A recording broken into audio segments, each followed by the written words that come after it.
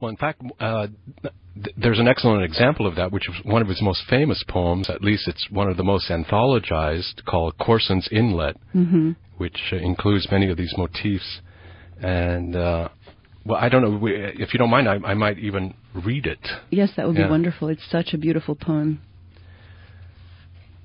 Corson's Inlet. I went for a walk over the dunes again this morning to the sea, then turned right along the surf, rounded a naked headland, and returned along the inlet shore. It was muggy sunny, the wind from the sea steady and high, crisp in the running sand, some breakthroughs of sun, but after a bit, continuous overcast. The walk liberating, I was released from forms, from the perpendiculars, straight lines, blocks, boxes, binds of thought, into the hues, shadings, rises, flowing bends and blends of sight. I allow myself eddies of meaning, yield to a direction of significance running like a stream through the geography of my work. You can find in my sayings swerves of action like the inlet's cutting edge. There are dunes of motion, organizations of grass, white sandy paths of remembrance in the overall wandering of mirroring mind. But overall is beyond me, is the sum of these events I cannot draw, the ledger I cannot keep, the accounting beyond the account. In nature there are few sharp lines, there are areas of primrose more or less dispersed, disorderly orders of bayberry between the rows of dunes, irregular swamps of reeds, though not reeds alone, but grass, bayberry, yarrow, all, predominantly reeds. I have reached no conclusions, have erected no boundaries, shutting out and shutting in, separating inside from outside. I have drawn no lines, as manifold events of sand change the dune's shape that will not be the same shape tomorrow. So I am willing to go along, to accept the becoming thought, to stake off no beginnings or ends, establish no walls. By transitions, the land falls from grassy dunes to creek to under creek, but there are no lines, though change in that transition is clear as any sharpness. But sharpness spread out, allowed to occur over a wider range than mental lines can keep. The moon was full last night. Today, low tide was low. Black shoals of mussels, exposed to the risk of air and earlier of sun, waved in and out with the waterline inexact, caught always in the event of change. A young mottled gull stood free on the shoals and ate to vomiting.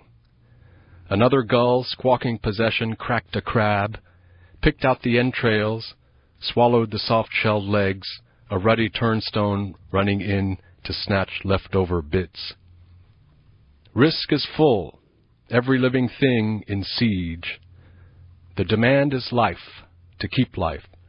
The small, white, black-legged egret, how beautiful, quietly stalks and spears the shallows, darts to shore to stab. What? I couldn't see against the black mud flaps. A frightened fiddler crab? The news to my left over the dunes and reeds and bayberry clumps was fall. Thousands of tree swallows gathering for flight, an order held in constant change, a congregation rich with entropy, nevertheless separable, noticeable as one event, not chaos.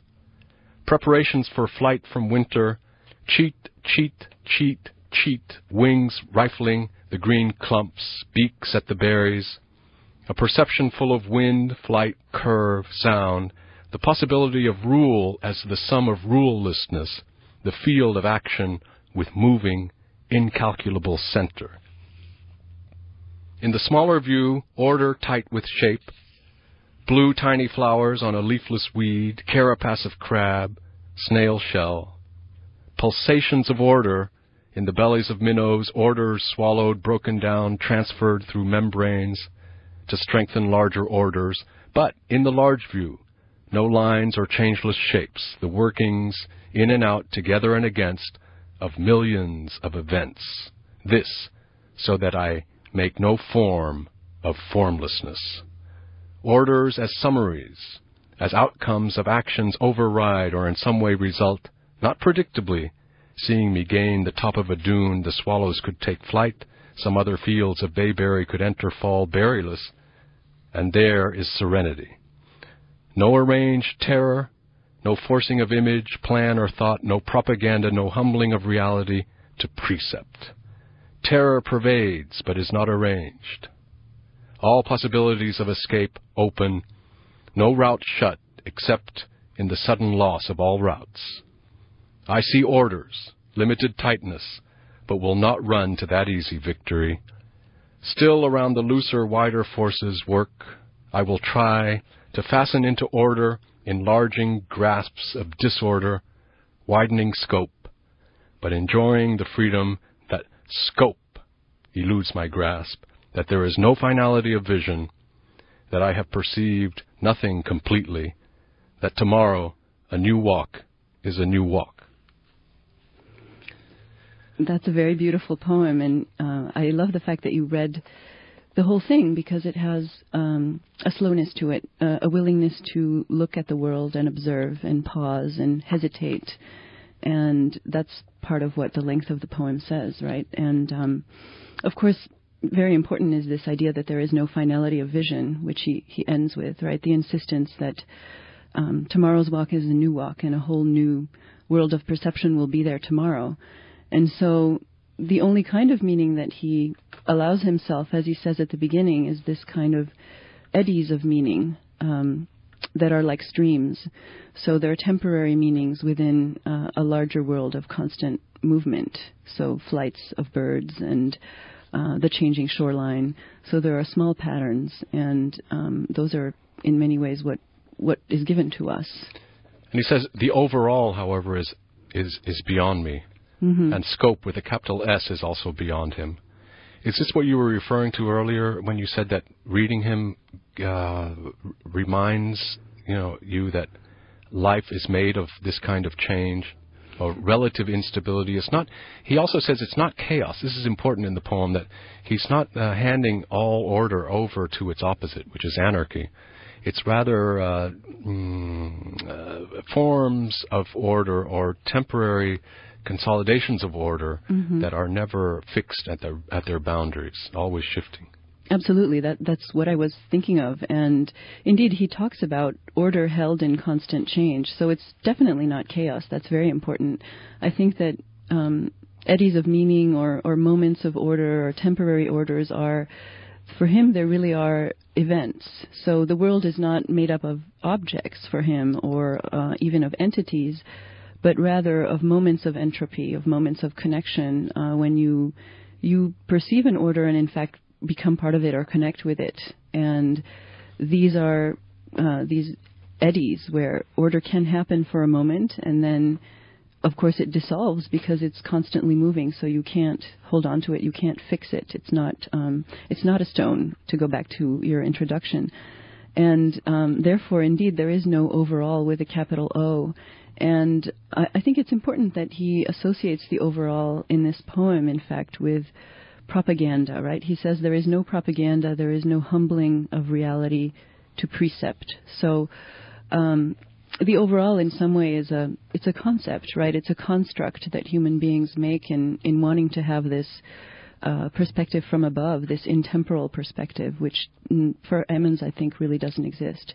So we mustn't pretend that we can contain reality within this concept. In fact, there is a drive in the human mind to totalize the world of meaning and to reduce all particulars to precepts or generalities.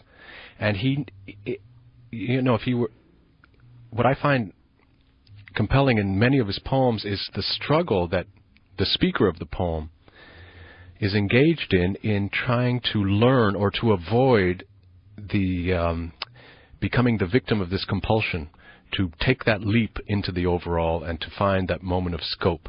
I think Harold Bloom, who was an important reader of Ammons, and that Ammons dedicated some of his poems to Bloom, we might even read one later, said that something to the effect that it was in Ammons's resisting the the draw of transcendentalism that allowed him to become the poet of Corson's Inlet and other this kind of nature poetry in the radical sense, where the mind, so that as he goes for a walk, it's also a mental process that's taking place. Not organic, but he's trying to learn from what the physical eye sees. He's trying to learn how to think differently about reality. Yeah, I certainly agree. I think he's trying to encounter the movement of reality and match it with his own movement rather than what would be more standard, which would be a sort of classification or a fixing of reality with language. So for him, poetry is that very unique use of language that is not fixed and conceptual, but that tries to espouse the movement of the world. And I think what's interesting in what you said too is that this is a struggle, right? Because I think we tend to want understanding. We use language to grasp for things, and so it's really a difficult exercise to accept and even to enjoy instability. And so he says, I have reached no conclusions, erected no boundaries, separating inside from outside. And that can sound great, as it were, but he also talks about risk a little later in Corson's Inlet and talks about every living thing in siege.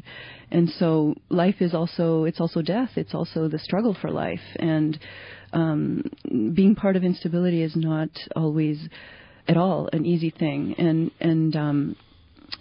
it's an exercise, almost a spiritual exercise, that this walk becomes. And I would say, though, that he also says there is serenity, right? And the serenity comes towards the end almost as a surprise.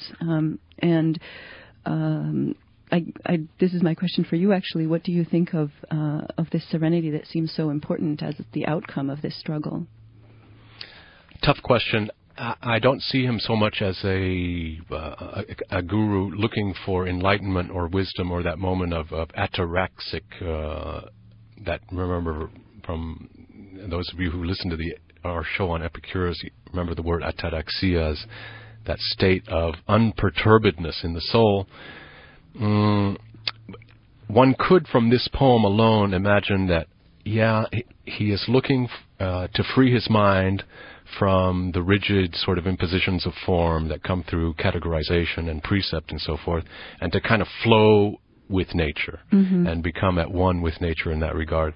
And if that were the case, I would agree with the people who say that his poetry is largely irrelevant to human experience, because we know that however much we try to live in accord with this sort of world where everything is in motion, everything is changing, where even rocks in larger orders of time are in flow, the fact is that a human existence is a very finite span of time, and that our death is always an imminent possibility, and that even if it's not our own personal death, we experience the death of others, and we undergo a series of very very deep losses that mark us.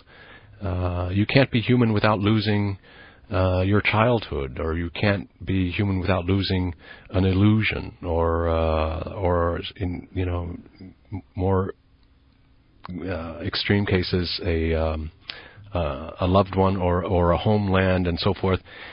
And so when that word serenity, I think it's fine as within the context of this poem, but I also know that Archie was not so, let's say, naively optimistic as to think that this would be an answer to the profundity of human grief and the reality of it.